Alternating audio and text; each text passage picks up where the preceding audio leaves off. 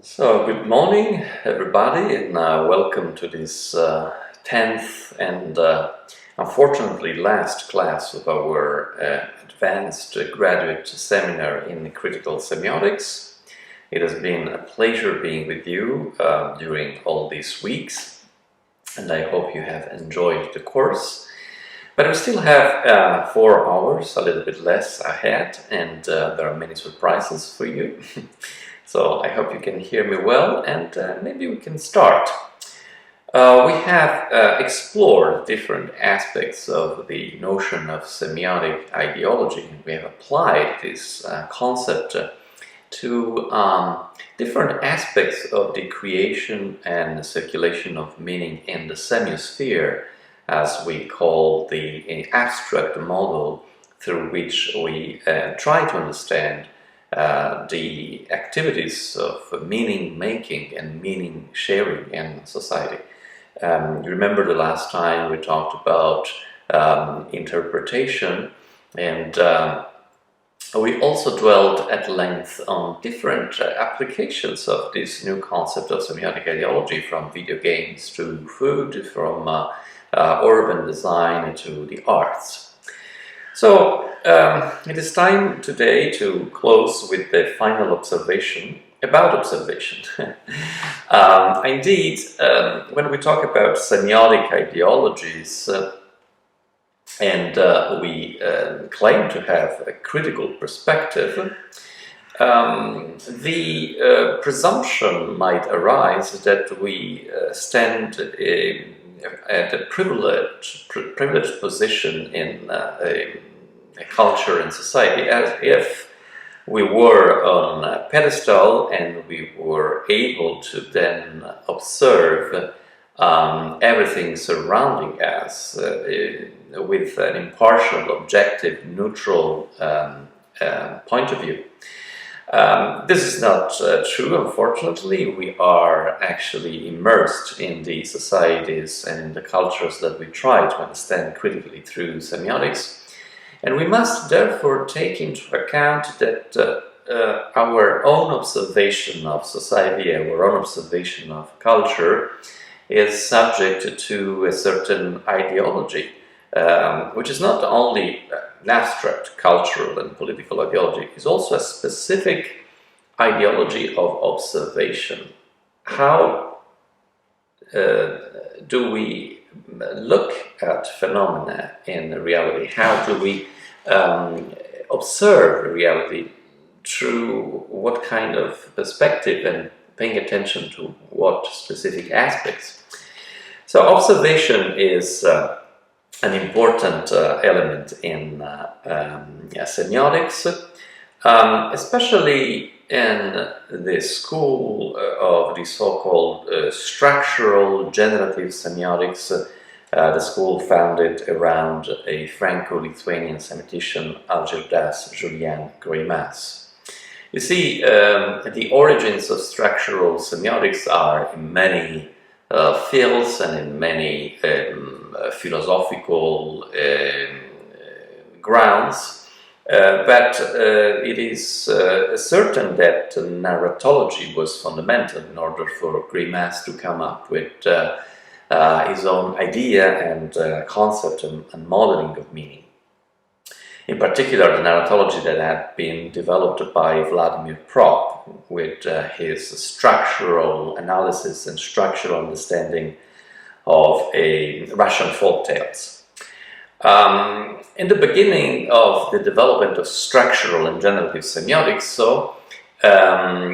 the understanding of meaning was related to the idea of narration, to the idea of narrativity, but narrativity was mostly confined to the sphere of action, to the pragmatic sphere. And it is probably also a consequence of the fact that these semiotics somehow stemmed from folk narratologies. If you take folk tales, what you come across is mostly places, is mostly actions, it is relations between characters, but you don't come across any introspection.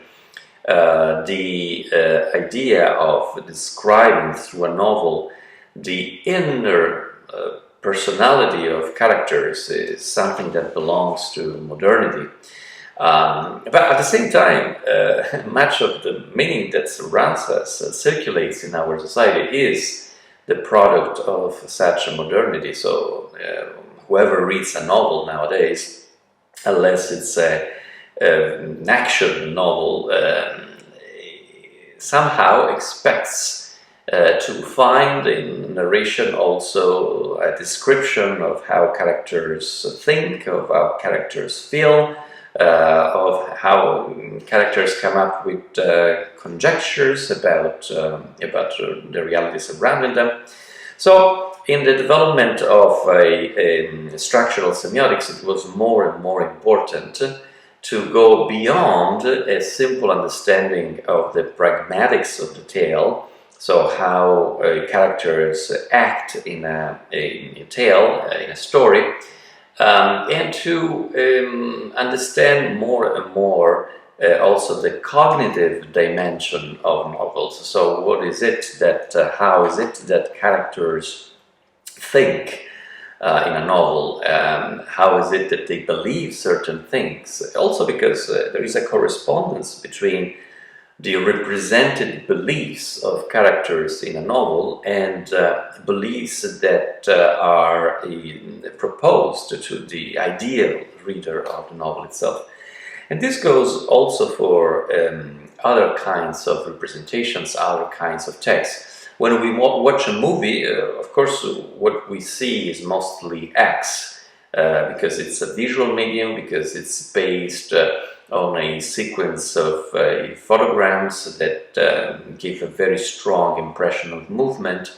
But at the same time, in cinema too, there was a transition between a simple representation of acts in reality to the desire and the project of representing through cinema the inner emotions and not only the outer emotions of characters. So we praise great actors because we can read emotions on the faces.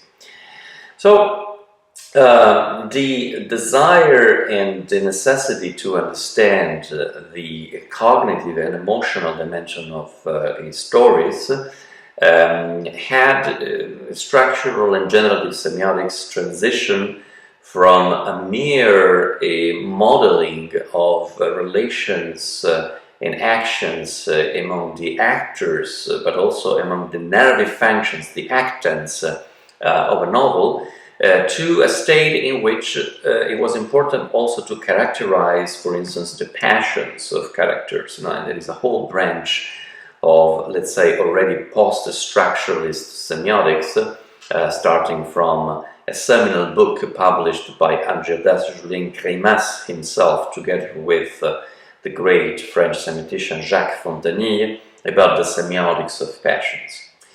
But at the same time, it was evident also that studying the pragmatic dimension of a novel, studying the cognitive dimension of the novel, and studying the emotional dimension of the novel, which are the three lines that intertwined then give rise to the story, and they have been characterized as such, at least since Aristotle's rhetoric and understanding of narration.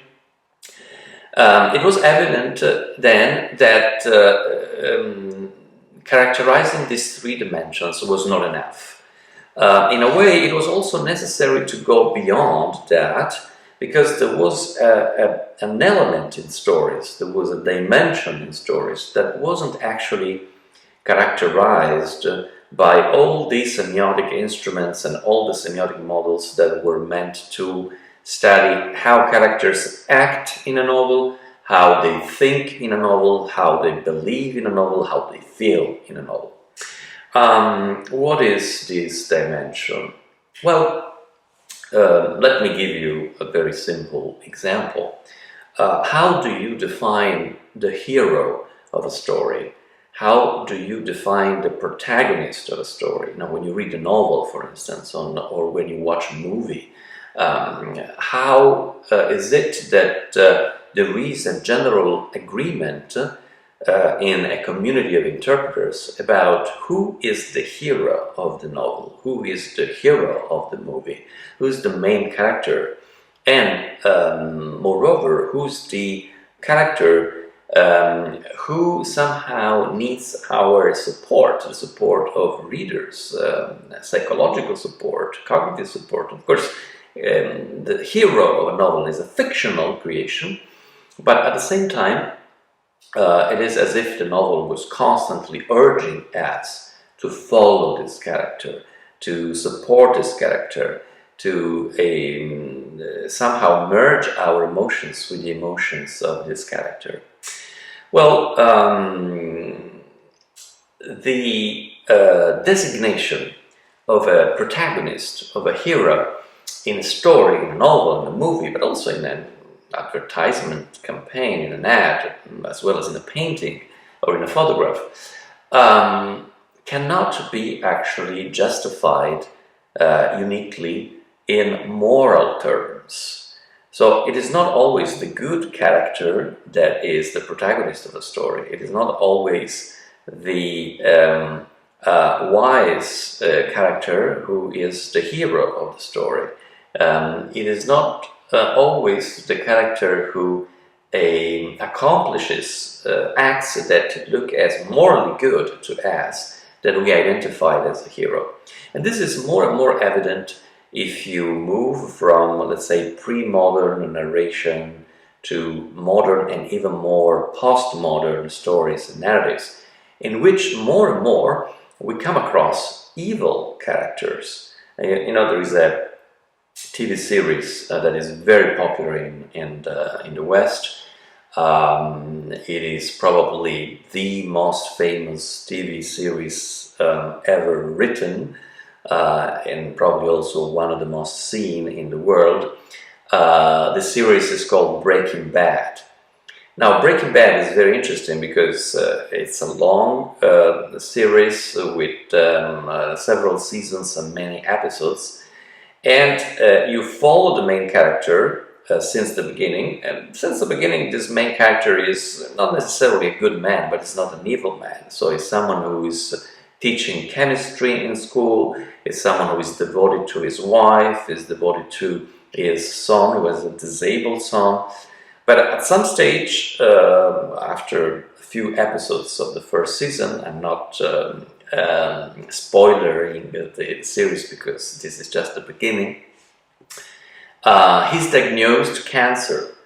So he goes to the doctor, and the doctor says, well, listen, you have 6 months of life, you know, I had, unfortunately, that's cancer.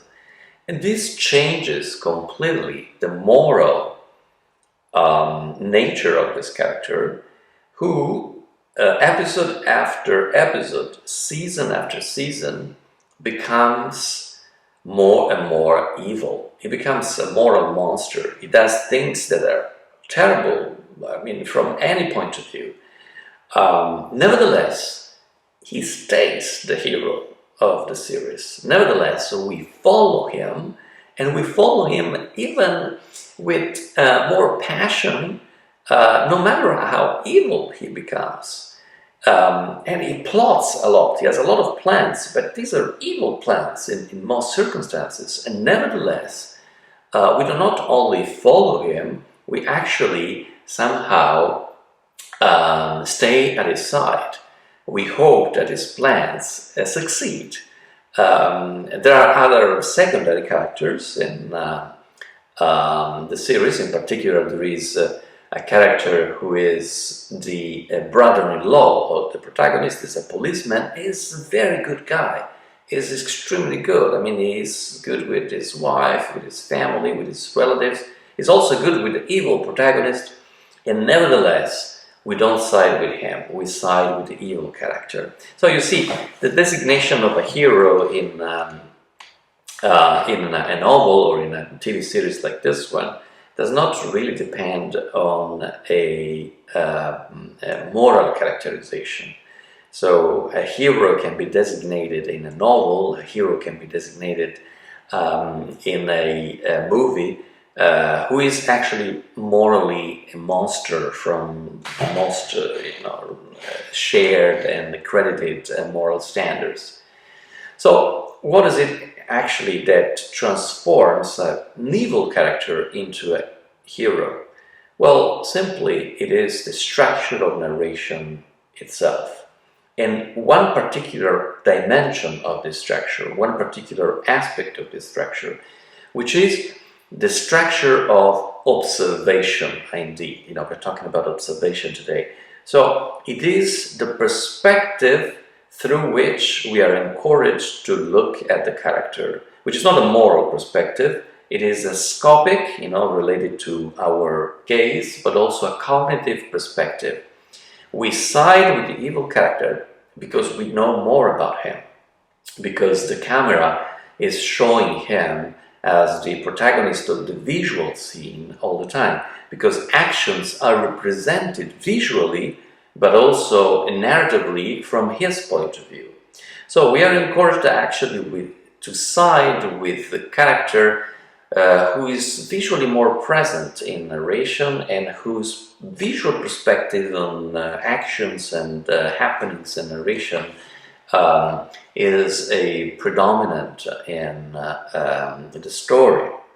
So this can be led to extreme consequences.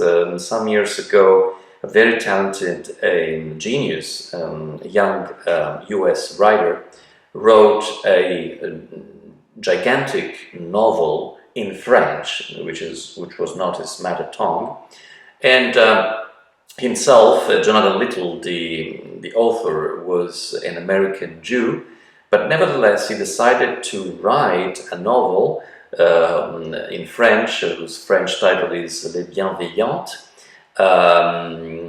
telling the story of the Shoah, so the systematic extermination of Jews during the Nazi era, from the point of view of an SS general, from the point of view of a Nazi general.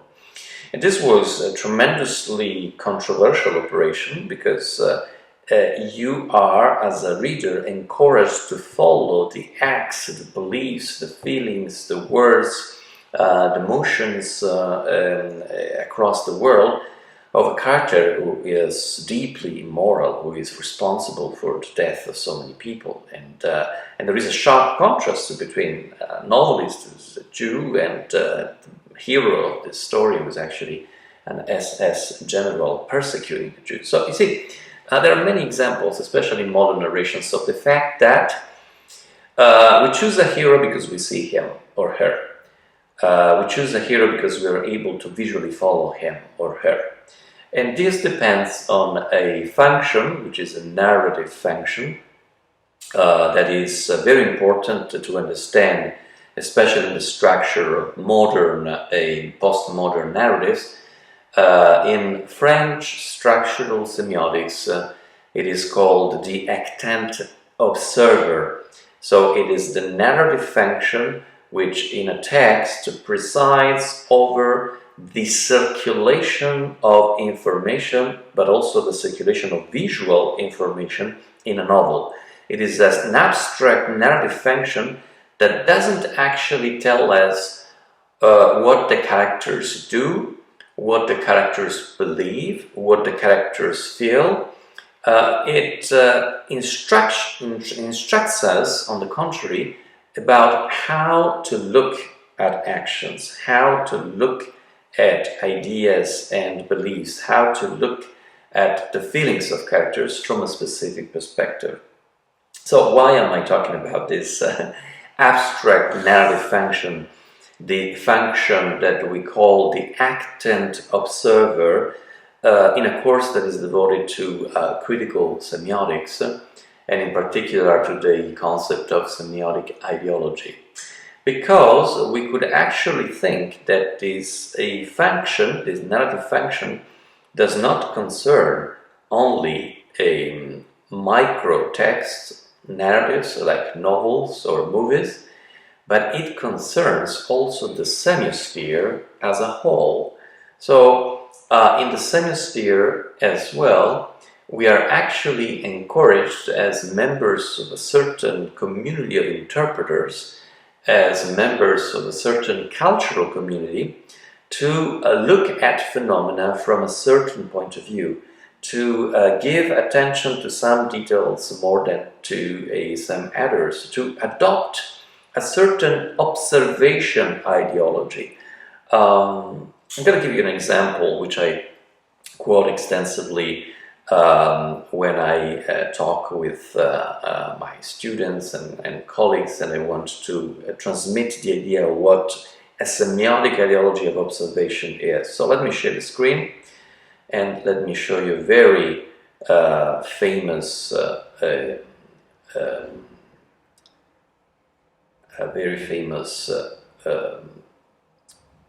painting. So I hope you can see it.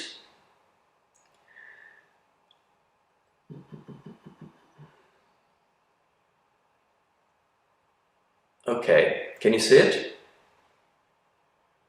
Okay, so this is actually the very famous painting by Rembrandt, the 17th century Dutch painter, called the anatomy lesson of Dr. Tulp. In the background of the painting, you can see a fictional pictorial painted architecture, but you can also see the date 1632, which refers to the particular event that is depicted in this painting. What is happening in this painting?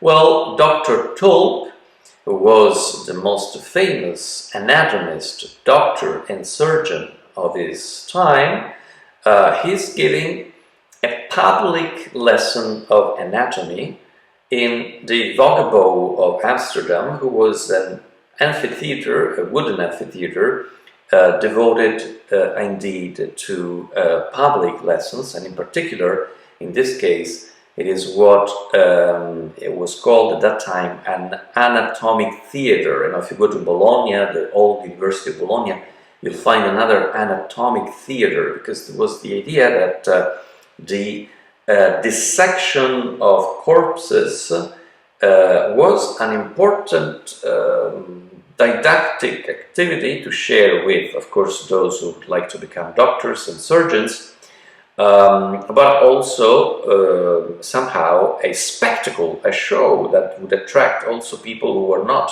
surgeons, who were not doctors, and who were interested in anatomy. Actually, there is a tradition according to which among the spectators of this anatomy lesson that took place in Amsterdam in 1632, anatomy lesson given by this surgeon, Dr. Tulp, there was also a very famous philosopher who was living in Amsterdam, and that philosopher was Descartes. So it is an intriguing scene. We see inevitably we are attracted by an element which is placed in the middle of the scene, in the center of the scene, and our gaze is attracted toward this element also because of the quality of light that emanates from this element. You know, it is impossible not to focus when we first look at this painting on the corpse that is laying on this anatomic table, and we understand that it is a corpse also because the quality of the skin, you know, which is bloodless. So many elements are interesting in this painting, but let me direct your gaze toward one detail in particular that has attracted the attention of many scholars, of art historians, of art theoreticians, but also philosophers.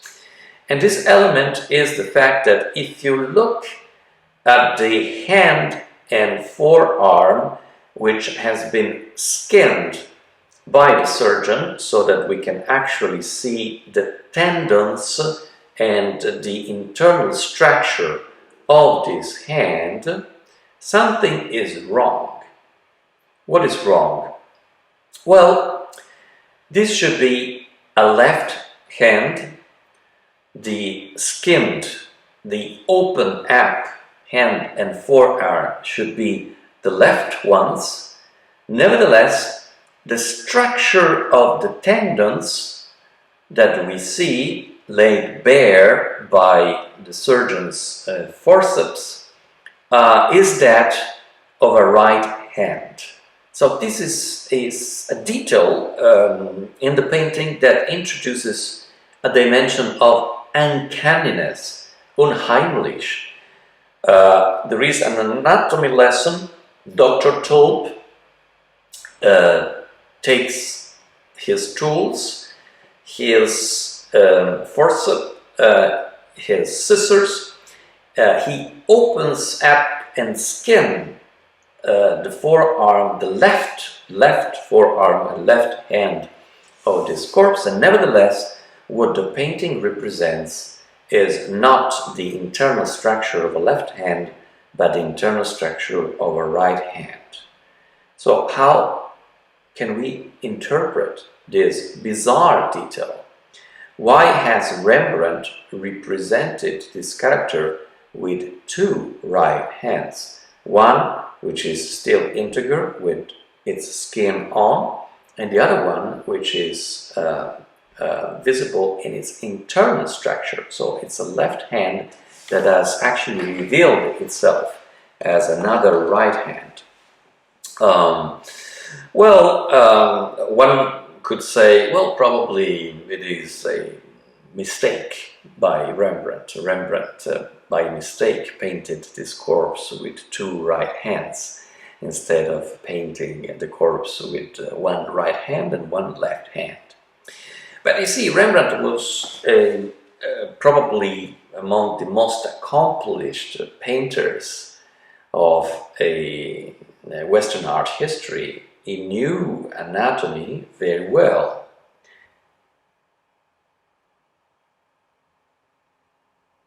And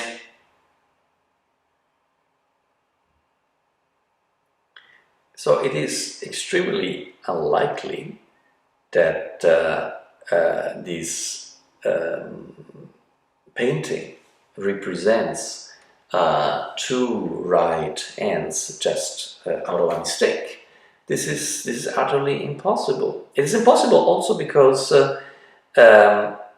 in that epoch, anatomy was mastered especially by artists. I hope that everything is okay, because I see that my video is very slow. Okay, let's try with this. Let's try with this device. Probably it's going to be better. I've switched to my cell phone, unfortunately, because maybe something is wrong with the connection. Just let me know if this is okay now, and you can actually see me well. Much better. Okay, good. So, fortunately, it's going to be a little bit difficult now to share the image because it's on my computer, but you have seen the image, so, and hopefully you'll be able to remember it.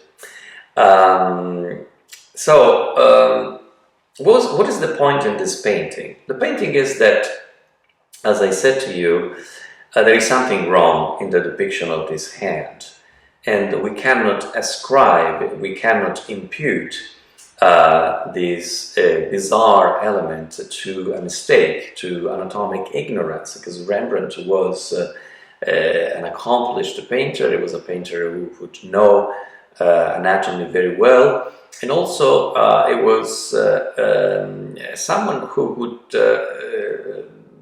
partake of a tradition that was very central in Western art, at least since the Renaissance, at least since Leonardo. So it was actually painters, it was actually artists that would know the anatomy of the body much better than anyone else, even better than doctors, because you see, anatomy as an empirical activity started in Western Europe, not in relation to medicine, not in relation to surgery, but in relation to the arts, in relation to painting, in relation to Leonardo's desire to know how the body was internally, also in order to be able to represent it externally, also in order to realistically represent the body's anatomy in a pictorial representation. So certainly it's not anatomic ignorance that causes this bizarre detail, it is something else. And this something else must certainly have to do with the particular semiotic ideology of observation, which is represented in this painting, but it is also criticized in this painting. You see, this is the point. Rembrandt is a painter, is an artist, and up to the 17th century, painters and artists were actually the specialists of anatomy. They were the ones who would be able to look into the body, to dissect the body, and also to discover the secrets of the body in order to better represent it pictorially. But something happens in the 17th century, the invention of two instruments, one instrument which is called the microscope, and the other one which is called the telescope. They are both invented in relation to the flourishing optical science, but also the optical industry exactly in the Netherlands, where the most accomplished and the most effective lenses are produced. And these two instruments revolutionize also the semiotic ideology of observation of modernity. So human beings can now look into the very small, not the infinite small, but toward the infinite small, so they can look not only, they can observe not only what they see with their own eyes, but they can dive into the details of reality, details that could not be observed by a naked eye. The microscope allows human beings to delve into the micro depth of reality. And at the same time, this invention is also related to the other invention, which is also attributed to Galileo Galilei, the Italian astronomer, the possibility not only to look at the microstructure of the universe, the infinitely small, the depth of the structure of reality. There is also the possibility now to look at the macro secrets of reality, to look at the stars, to look at the moon phases, and so on and so forth. So, technology develops, new lenses, new optical lenses are invented, new instruments, new devices to look at reality both in its microstructure and its macrostructure are developed. And as a consequence, as it always happens with these circumstances, technological improvement also leads to a new semiotic ideology of observation. What is this new semiotic ideology of observation? Well, basically, it is an ideology according to which it is not anymore the painter's gaze to be considered as the best one in order to understand the structure, the inner structure of the body.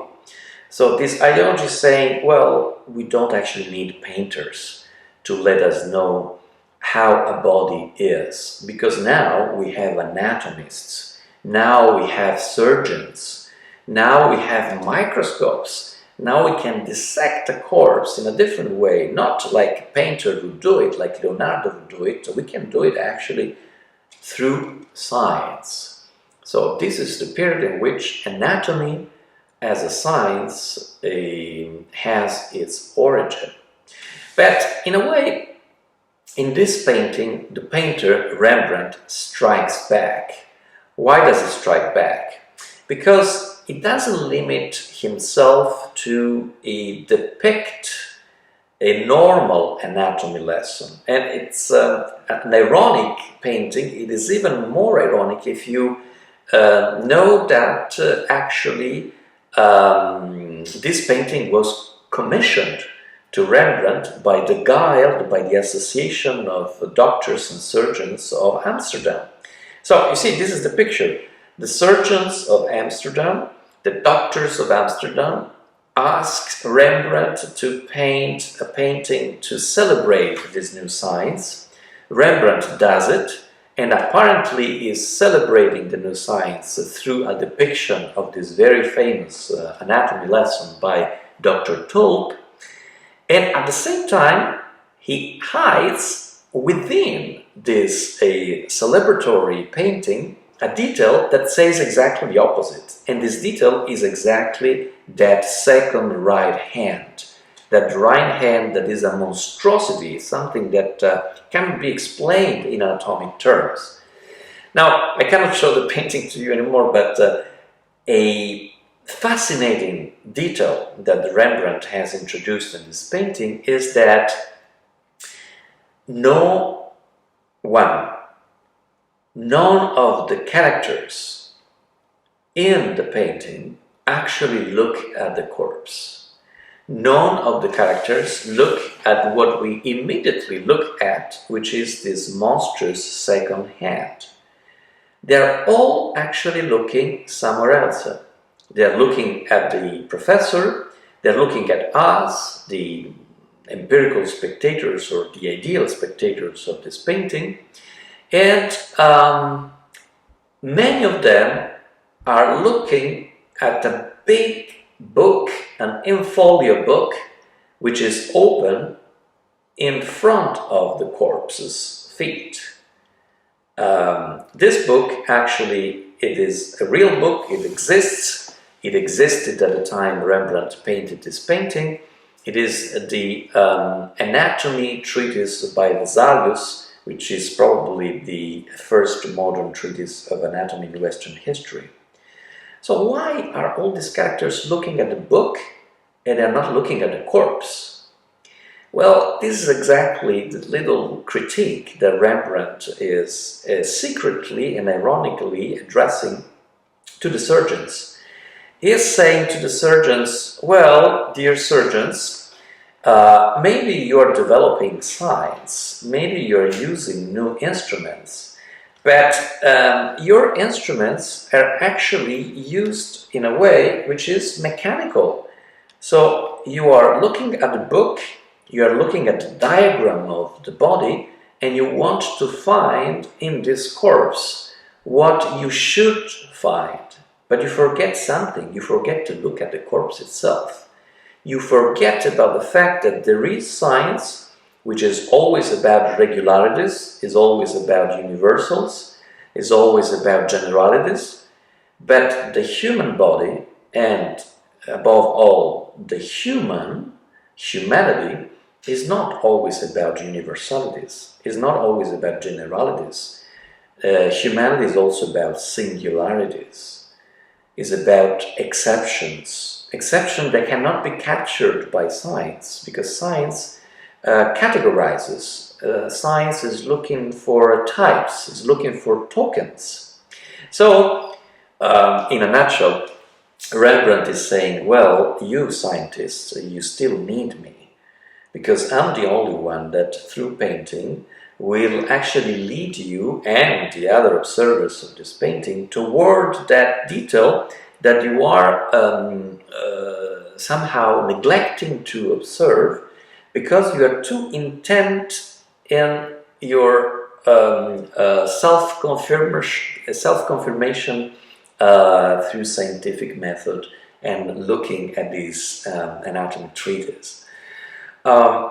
And there is also a moral message, of course, because you must know that this corpse actually belonged to a thief that had just been hanged in Amsterdam and whose corpse was then given to science for this public dissection. So Rembrandt is saying, yeah, maybe this person was a thief, maybe he was executed, but he was still a person. And what do we know about him? There is a mystery in this person that cannot be discovered by science. So by dissecting this corpse not through anatomy, not through a microscope, but through the imaginary a microscope of painting, we could actually discover that this corpse did not have a left hand. The left hand is always associated in Western culture with evil, with sin, with crime. But maybe we thought that this thief had a left hand that had been stealing and that justified execution. But maybe deep down we find out that there was a different story underneath it. Maybe this left hand is actually a right hand. And it is only the gaze of the painter, which is the humanist's gaze. It is the gaze of humanities, as opposed to the gaze of natural sciences, that discovers the truth.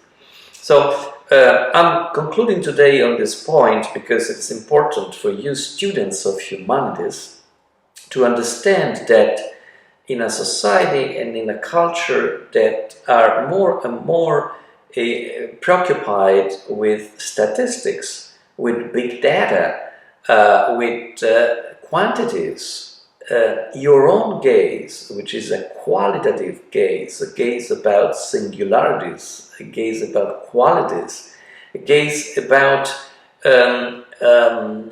elements that escape the categorizing of sciences. This gaze of yours as humanities scholars will always be necessary, exactly like the gaze of Rembrandt, the painter, was still necessary even after the invention of anatomy, and even more probably after the invention of scientific anatomy. So it is now time to take a little break of 10 minutes. I apologize for the technical problems that we somehow managed to solve. And we have a 10 minutes pause, as I said, and we resume at 5 past. So it's going to be 5 past 8 here in Germany and in Italy. So 10 minutes break, please, and we resume soon after.